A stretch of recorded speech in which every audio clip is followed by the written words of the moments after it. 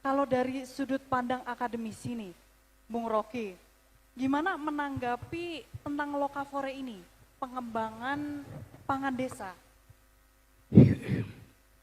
Yang kita sebut pangan itu artinya kecukupan, bukan kelimpahan.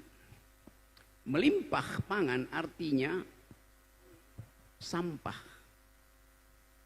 Jadi kita sebut kecukupan pangan. Di Amerika itu lebih banyak orang keluarin sampah dari kulkasnya ketimbang apa yang dimasukin itu. Di situ ada kelimpahan pangan. Tetapi bagi Indonesia yang kita tahu bahwa bumi ini menyediakan segala hal, konsep utamanya adalah disparitas pangan. Itu yang lebih penting karena pencernaan kita tidak sama dengan orang barat. Kita dibiasakan untuk mencerna apa aja yang disediakan oleh bumi, bahkan yang belum dimasak. Jadi sekali lagi buat saya ada hal yang harus dipertahankan, yaitu kultur makan, bukan kultur untuk membeli itu. Jadi kultur makan itu dihasilkan dari halaman. Nah karena itu penguatan awal mestinya mulai dari halaman pindah ke dapur, dari dapur pindah ke piring. Kan itu dasarnya tuh. Kalau kita balik pada apa yang disebut local genius atau ya kearifan lokal. Tapi yang lebih penting adalah genius kita untuk memilih tanaman. Di dunia begitu banyak riset yang memungkinkan kita tinggal beli 2 kapsul lalu kebutuhan energi kita terpenuhi. Kita tinggal 2 butir suplemen lalu terpenuhi. Tetapi kita tidak bertemu dengan alam. Makan artinya bertemu dengan alam. Misalnya di sini ada banyak hasil bumi itu. Kenapa nggak ada petek di situ misalnya? Ya karena petek bau itu. Buat orang kota petek itu bau. Tetapi buat orang desa petek itu lebih wangi dari Chanel No. 9. Pasti. Bau bekicot di sawah itu dianggap menyengat. Buat saya, parfum seorang selebritis yang tidak paham tentang cara pakai parfum lebih menyengat dari bau bekicot. Kan kita tahu bagaimana orang pamer tentang kemewahan, tapi dia bahkan pakai parfum pun dia nggak tahu. Parfum itu harus dipakai dari jarak 30 cm supaya parfum itu ada alkohol. Kalau Anda pakai parfum 5 cm dari kulit, yang tiba lebih dahulu di kulit adalah alkohol. Kulitnya terbakar, baru parfumnya masuk. Baunya sengit-singit. Jadi kadang-kala pelajaran itu juga yang mesti kita tanamkan pada anak-anak muda di desa. Karena anak muda desa itu berebut parfum tuh. Skincare hidup di mana-mana tuh. Padahal sebetulnya skincare yang paling bagus adalah lumpur yang disediakan oleh alam. Jadi itu yang kita sebut bantuan teknologi untuk meriset.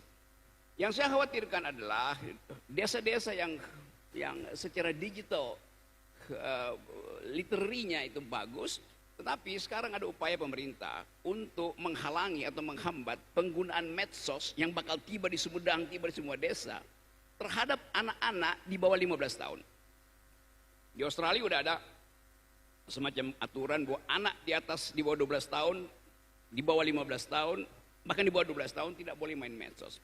Sekarang kita lihat di desa-desa, anak itu mengakses informasi lewat medsos.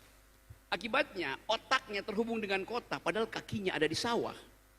Nah paradoks-paradoks ini saya kira yang mesti dibuat bagus, supaya kita tahu bahwa desa itu ada tempat kita kembali. Itu intinya. Jadi sekali lagi saya senang bahwa di Sumedang ini melek digital, tetapi harus dilatih dengan baik supaya akses terhadap informasi itu tidak menghasilkan yang kita sebut konsumerisme atau konsumtivisme. Itu kira-kira. Jadi kita produksi pangan dari desa, kita produksi kebutuhan pokok kita, tetapi kita halangi produksi informasi itu masuk ke desa. Karena lama-lama akhirnya desa itu sekedar jadi tempat lahan pertanian, bukan tempat bertani. Beda antara lahan pertanian dan bertani. Bertani itu seluruh aktivitas keringat saya, gerak otot saya, kemampuan saya untuk beradaptasi dengan bunyi pohon yang sedang tumbang, alam semesta menghidupkan harapan.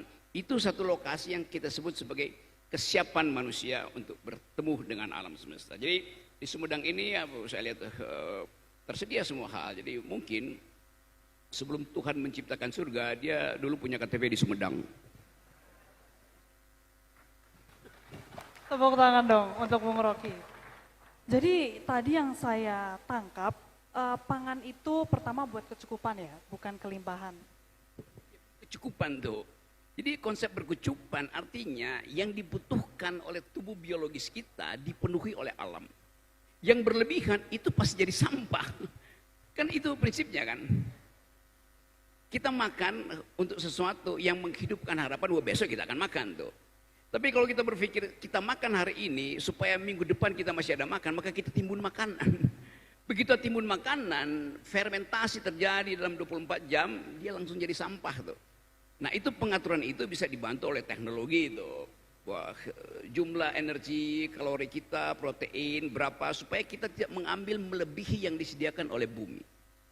Nah, sekarang ada food estate macam-macam, tapi saya termasuk orang yang pengkritik food estate itu. Karena itu semacam arogansi terhadap alam itu. Alam memberi kita kesempatan untuk menikmati dengan cara yang beradab, tapi food estate itu bumi dipupuk segala macam tuh, dipakai teknologi dan berlebihan akhirnya tuh. Padahal misalnya pemerintah memang menginginkan ada stok pangan yang tersedia. Tetapi kalau stok pangan itu diwujudkan dengan cara merusak alam, maka alam akan marah pada kita kan. Saya tahu bahwa pemerintahan Pak Presiden Prabowo berupaya untuk menyiapkan kondisi dasar supaya ada ketersediaan pangan, ada ketersediaan protein. Tetapi sekali lagi kita tahu bahwa Indonesia punya begitu banyak varietas pangan, itu bukan beras aja tuh. Jadi mungkin itu yang bisa diunggulkan. Kita sibuk bikin food estate di Papua dan akan ada 20 juta hektar akan dibabat hutan itu. Sementara 2 jam terbang dari Papua ke arah Darwin, di situ ada, Darwin itu adalah negara bagian paling utara dari Australia. 2 jam terbang dari Papua, kita tiba di Darwin ada penelitian tentang sagu.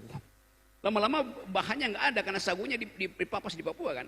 Jadi yang saya sebut sebagai keanekaragaman pangan itu lebih penting daripada satu monokultur pangan. Jadi kita juga mulai menganggap bahwa ya makan nasi itu kan ya kebutuhan orang kota tuh. Ya sedikit-sedikit kita boleh makan nasi. Tapi dari tadi saya makan hal-hal yang sebetulnya ditumbuhkan dari halaman rumah mak-mak.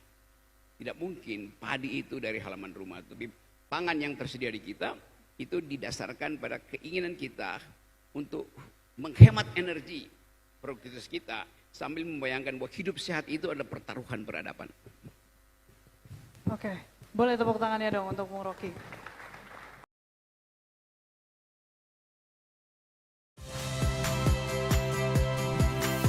Saya Radi Saputro.